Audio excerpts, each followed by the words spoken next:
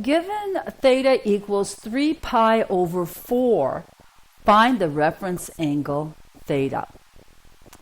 Well, let's see. Let's draw the vertical and the horizontal axis, and we'll sketch the, well, first let's label the signs moving in a positive direction. We have 0, pi over 2, pi, 3 pi over 2, 2 pi when we go all the way around. Now, we're going to look for 3 pi over 4. We want a common denominator, so let's rewrite each of our quadrantal angles in terms of the denominator 4. We have 2 pi over 4, 4 pi over 4, 6 pi over 4, and for 2 pi we have 8 pi over 4. Okay, now we can easily sketch our given theta, which is 3 pi over 4.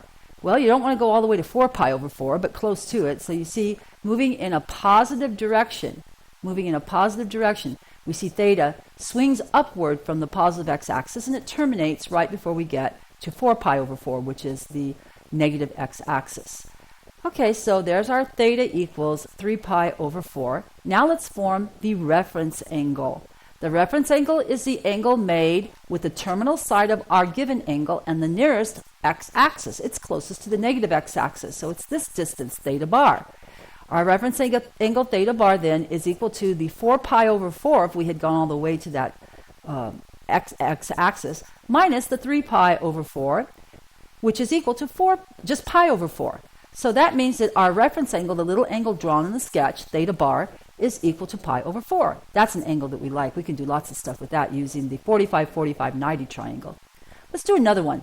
This time, given theta equals 2.3. 2.3. Find the reference angle theta bar. 2.3, that's not degrees. Aha! 2.3. 2.3 is a real number. It's a real number. When you're working with real numbers, you are working in radian mode. Radian mode.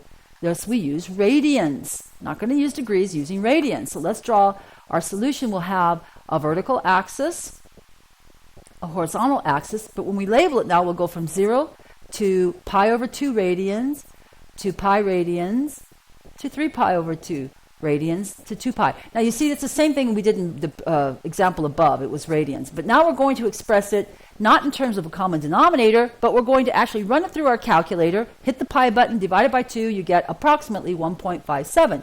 Hit the pi button, you get approximately 3.14. Punch in 3 pi over 2, you get approximately 4.71. These are real numbers, and then 0, you're back to 0. Now that we've identified the quadrantal angles using the real number estimations, decimal form, we can easily plot the given theta, which is located at 2.2, the real number 2.2 radians. So let's see, 2.2 will be past the 1.57, but not as far as 3.14. So it's somewhere in quadrant 2. That is our theta equals 2.3.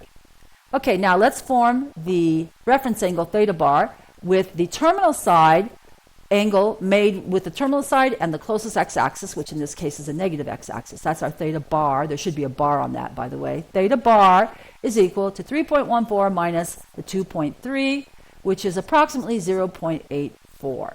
Okay, so even though we didn't put the bar on that theta, it should have been theta bar. It's approximately 0.84 radians. It's real numbers.